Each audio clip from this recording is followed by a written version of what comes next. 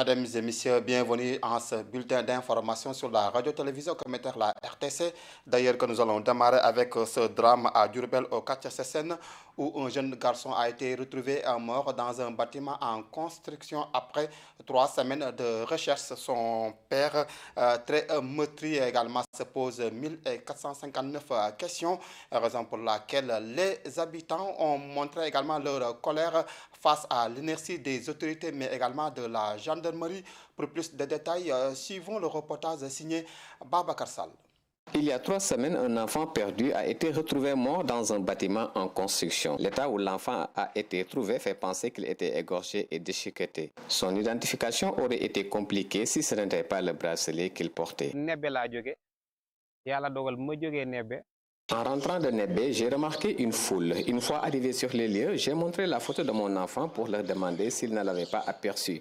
La réponse a été négative et ils m'ont indiqué un endroit où un enfant a été tué et jeté. C'est de là que je suis complètement bouleversé. En voyant son visage, je ne l'ai pas reconnu immédiatement, mais dès que j'ai vu le bracelet, j'ai su que c'était mon fils.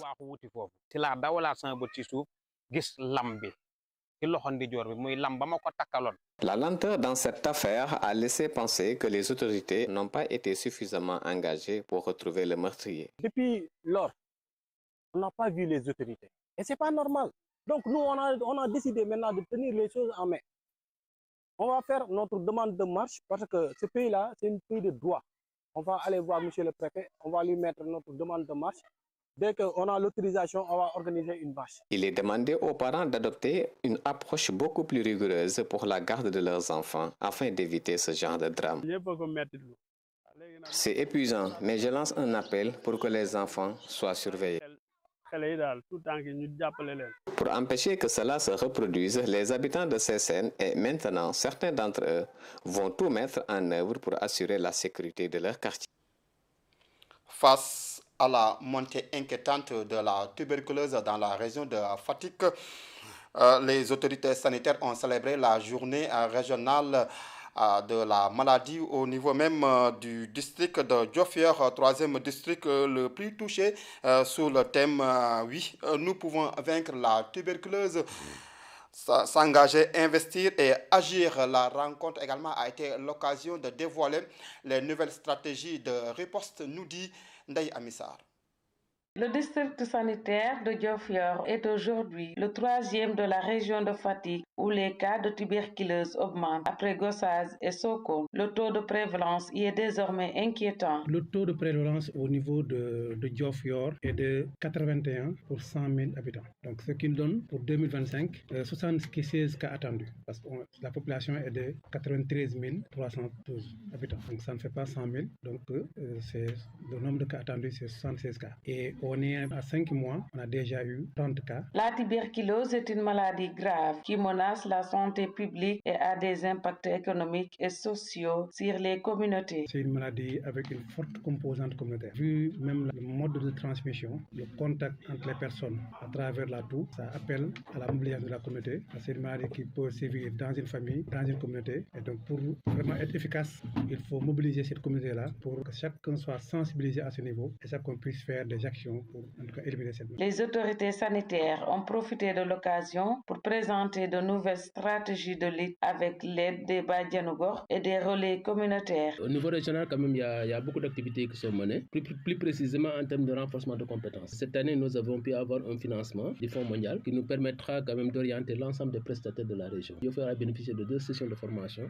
qui ont été organisées la semaine passée. Donc l'ensemble des infirmiers et sages-femmes qui sont aussi bien au niveau des centres de santé qu'au niveau des postes de santé ont été orientés sur la TB pour leur permettre de s'engager davantage, et également de maîtriser tous les éléments qui leur permettent quand même de prendre en charge la maladie au niveau de leur communauté. Même si la tuberculose reste très présente dans la région, le personnel de santé, les acteurs communautaires et les autorités municipales de Diofior sont mobilisés. Le maire encourage la population à coopérer avec les agents de santé pour mieux combattre la maladie. Ndeye Amissar, en perspective de l'hivernage 2025, l'Institut sénégalais de recherche agronome a organisé un atelier au Centre national de recherche agronomique de Bambey. L'objectif était de démontrer les résultats obtenus durant l'année écoulée, mais également de poser les jalons pour mieux cerner cette année qui arrive et qui risque d'être très pluvieuse, mais aussi de maximiser le maximum de semences certifiées, nous dit notre correspondant depuis Bambey, Malik Ning. Pour mieux anticiper les enjeux de l'hivernage 2025, l'ISRA de Bambey a rassemblé les directeurs dans un atelier de bilan tenu au CNRA de Bambey. Cette rencontre visait à évaluer les performances de la campagne agricole précédente et à identifier les défis à relever. Cet atelier est organisé aujourd'hui pour faire le bilan de la production de semences en 2024, le bilan également en cours de la contre-saison qui est vers la fin et la préparation de la campagne de l'hivernage. Le bilan présenté reste un peu mitigé malgré les efforts consentis. Suffisamment produit, on ne peut pas produire suffisamment d'un seul tenant. Donc c'est progressif dans le temps. On va satisfaire. On a un programme à l'horizon 2034. À l'horizon 2034, c'est sûr que non seulement peut-être on va avoir la satisfaction, mais maintenir cette satisfaction de manière continue. Par ailleurs, le directeur du CNRA a listé plusieurs difficultés majeures qui freinent la production de semences. Des difficultés de différentes natures, bien sûr. Vous savez, quand on produit les prébases, le devenir de ces prébases doit être dans le circuit pour satisfaire les autres maillons. Les autres difficultés, c'est lié à des difficultés logistiques. Par exemple, dans les stations où on produit, où on a les besoins d'irrigation, les besoins de sécurisation pour permettre d'avoir les meilleures conditions de production, c'est des éléments à mettre sur la table. Et là également, dans le cadre du programme, tout ça sera décliné et voir comment la mutualisation des fonds pourra permettre de satisfaire certaines choses. L'objectif affiché par l'institution reste clair, atteindre l'autonomisation semence certifiée d'ici 2034, un cap ambitieux qui nécessitera un engagement renforcé des acteurs de la recherche, de la production et de la vulgarisation agricole. Au lendemain de la fête de la Tabaski, il est très difficile pour les passagers de quitter Sédhiou et de rentrer chez eux pour cause le manque criard de véhicules de transport en commun qui se pose. Notre reporter s'est rendu à la gare routière de Sédhiou pour faire le constat. Les responsables de la dite gare disent être eux également surpris, même s'ils sont en train de trouver des solutions face à cette situation. Omar Sissé. À la gare routière de Sédhiou, les jours qui suivent la Tabaski riment avec attente et incertitude. Les passagers venus fêter en famille peinent à trouver un véhicule pour rejoindre leur destination.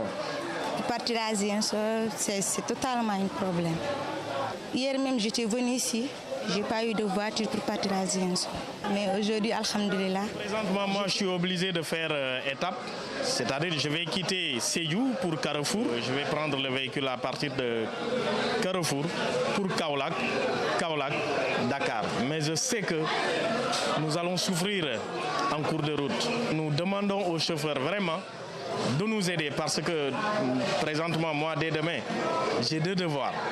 Des devoirs au niveau de l'école, notamment au CESTI. Donc, je suis obligé d'arriver aujourd'hui d'Ardar à Dakar.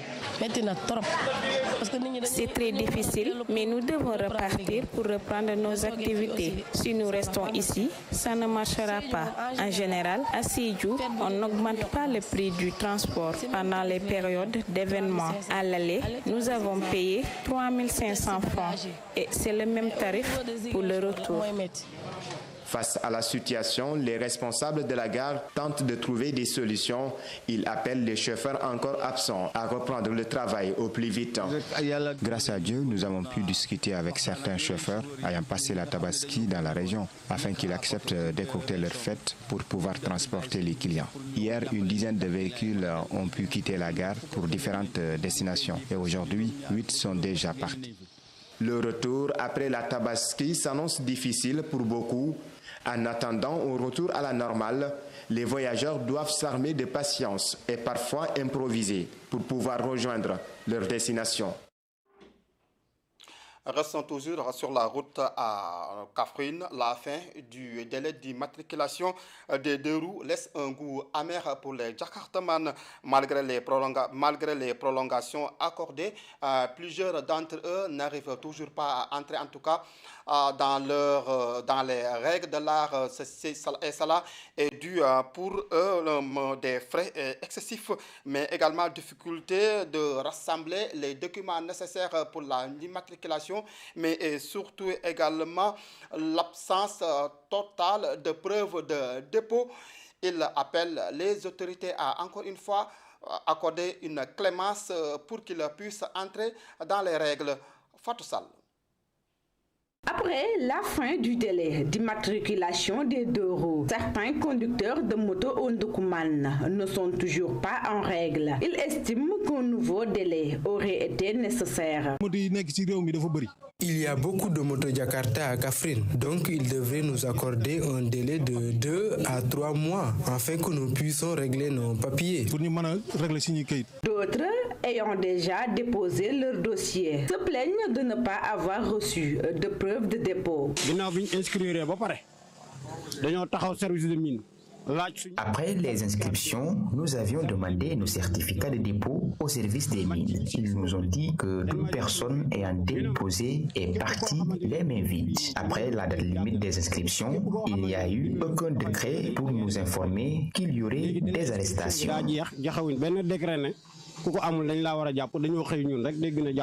Certains jugent également que les frais exigés après la date limite sont trop élevés pour eux. Les 28 000 francs étaient trop chers, donc s'ils veulent nous faire payer 80 000 francs CFA, ça sera encore plus lourd. Nous sommes très fatigués et on n'en peut plus. Actuellement, s'ils veulent nous faire payer 80 000 francs CFA, ça sera trop difficile parce que certains d'entre nous ont été embauchés et sont des soutiens de famille. Nous ne pouvons même pas avoir 4 000 francs par jour. Malgré les prolongations déjà accordées, des conducteurs de Jakarta à Kaffrine restent en difficulté et demandent encore pour la deuxième fois. Reste à savoir si le ministre des Transports terrestres leur répondra favorablement. D'ailleurs, c'est cet élément de Fatou Sall qui met un terme à ce bulletin d'information. Tout de suite, vous aurez Aminata Abdoulaye Watt pour le bulletin en pleurs. D'ici là, portez-vous bien et merci.